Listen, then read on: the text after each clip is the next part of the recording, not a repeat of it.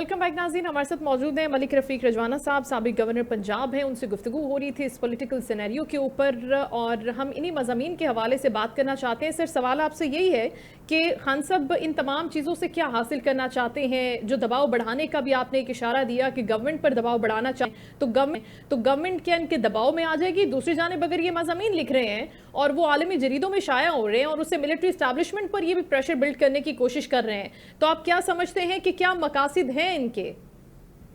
मकासद तो यही है कि मुझे बाहर निकालो, मुझे तख्त पे बिठाओ, चाहे पाकिस्तान के इदारे तबाह हो जाएं। तबाह तो की है इन्होंने, मईशत को तबाह करना चाह रहे हैं। मईशत को जो है ना वो मतलब जो क्राइसिस से निकल रही है उसको कहते हैं दोबारा क्राइसिस में रहे। तो मैं समझता हूँ कि ये एक पॉलिटिकल खुदकुशी है, इनको नहीं करनी चाहिए मेरी नजर में, माजरत के साथ। अच्छा, लेकिन आपने देखा कि मुख्तलिफ पाकिस्तान तहरीक इंसाफ के रहनुमा गंडापुर साहब भी, फैसल वाडा साहब भी कहते हुए, मैंने इंट्रो में भी अभी जिक्र किया है कि वो कह रहे हैं कि हाउस अरेस्ट की ऑफर थी। अब अगर ये ऑफर्स भी जारी हैं तो फिर ये ऑफर्स क्यों की जा रही हैं? अगर इतनी ख़राब चीज़ें हैं और वो मुल्क के मुआशी मुस्तकबिल के हवाले से, स्टेबिलिटी के हवाले से पाकिस्तान के हक में नहीं है, तो फिर ये हाउस अरेस्ट की या दीगर ऑफर्स जो उनको हो रही हैं जेल में बैठे हुए, ये कौन कर रहे हैं और क्यों कर रहे हैं? देखिए, वैसे मैंने कॉल कर रहा है तो जो कर रहे हैं उनसे पूछिए। इरफान सिद्दीकी साहब ने कह दिया है कि बताएं किसने हाउस अरेस्ट की ऑफर की है। अच्छा, ये तो एक किस्म की एक पॉलिटिकल बयानिया बनाया जा रहा है कि हमारी मिन्नत कर रहे हैं। किसने कहा है हाउस अरेस्ट कराने? कोई देखे ना, मैं तो नहीं कह सकता कि किसने कहा है, मगर जो अरबाब इख्तियार के लोग हैं, मोहतरम इरफान सिद्दीकी साहब जो इस कमेटी के सरबराह भी थे, उन्होंने भी जवाब दिया है। किसी सरकारी इदारे से, कोई एस्टेब्लिशमेंट से, किसी जगह से कोई खबर आई है कि जी इनको कहा गया कि हाउस अरेस्ट कर देते हैं? तो मुख्तलिफ किस्म की इख्तरा है, कभी कुछ कभी कुछ। टुकड़ुई बजाने से क्या होगा? कुछ मटीरियल बात करो यार, आगे चलो खुदा। अच्छा और मलिक साहब, अब जो ईद के बाद ये सड़कों पर आ रहे हैं और दूसरी जानिब एक ग्रैंड अलायंस बना रहे हैं बड़ा मजबूत, जिसके अंदर PMLN के साबिक रुकन भी हैं, शाहिद खाकान अब्बासी साहब साबिक वजीर आजम भी रह चुके हैं, दीगर लोग उसके अंदर शामिल हैं, जगजई साहब भी, और भी बड़े मौलाना साहब को भी मिलाने की कोशिशें हो रही हैं। आपको लगता है कि ये जो ग्रैंड अलायंस है हुकूमत के खिलाफ जो बन रहा है, ये कारआमद साबित होगा? ये फायदा दे सकेगा उनको कुछ? पहले तो अलायंस बनाए ना, ग्रैंड तो दूर की बात है। ठीक है अच्छा तो ये ग्रैंड तो मौलाना के आने से बनेगा मलिक साहब? नहीं मौलाना, देखो मेरी बात सुनेगा।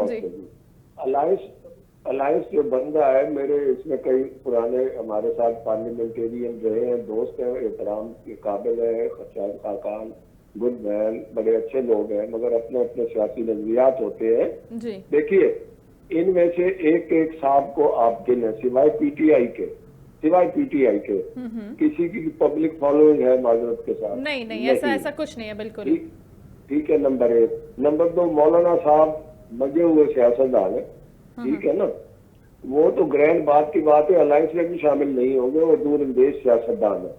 सही। और तीसरी बात जो सबसे ज्यादा अहम है कि इस तरह के अलायंसेस, ग्रैंड हो या फुसफुसे अलायंस हो, इस तरह के अलायंस जो है इलेक्शन से अगर 6 महीने या 1 साल रहता हो ना, तो फिर बनते हैं ताकि कोई पब्लिक को अट्रैक्ट करने के लिए बात कर सके।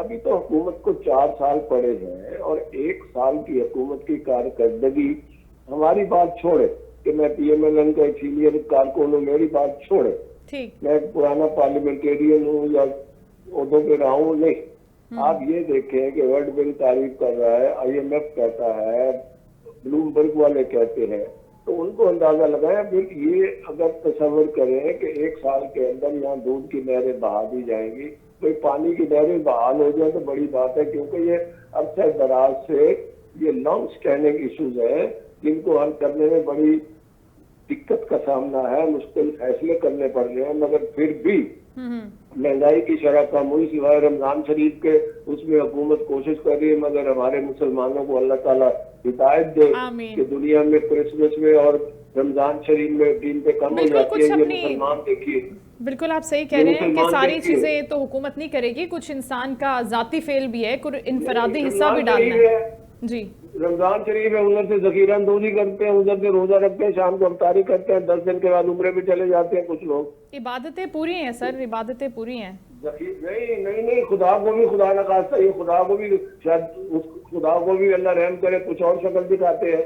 मैं कुछ और बात तो नहीं करता, तो इनको सोचना चाहिए खुदा के लिए। और मैं एक और बात करता हूँ, वो शायद इस बात को दूसरी नजर में ना ले जाए, माजरत के साथ मैं आवाम से भी और मोअज़्ज़िज़ रोजेदारों से भी माजरत करता हूँ। यार अगर ये फ्रूट महंगा है ना, प्लीज आप फ्रूट का बाइकआउट कर दे, ठीक है ना, सोशल बाइकआउट कर दे, दुनिया में होता है, कंज्यूमर बाइकआउट कर दे। अभी फलस्तीन के हवाले से लोगों ने KFC और मैकडोनल्ड का बाइकआउट किया था ना, कोका कोला का बाइकआउट किया था ना। तो अब बात ये, अगर मैं शाम को रोजा फ्रूट से मैं ना करूं तो मेरा रोजा फिर भी खुल जाएगा। वैसे भी सुन्नत रसूल सल्लल्लाहु अलैहि वसल्लम में खजूर से रोजा खोलना।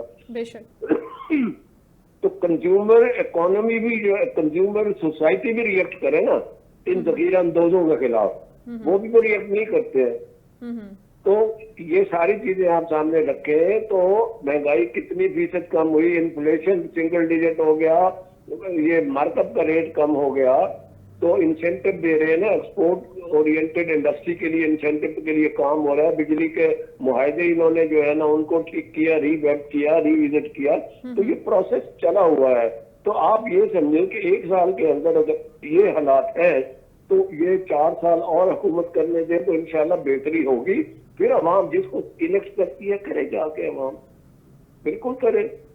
हमने को ठेका लिया हुआ है, जब तक हम है, हमसे मुराद ये हुकूमत है, पार्लियामेंट है। अच्छा फिर और बात है, if they are not satisfied, why their people are sitting in the parliament, they should go out, they should resign. तो खुदा के लिए कोई ऐसी बात करे जो आम आदमी को भी मुतासर करे।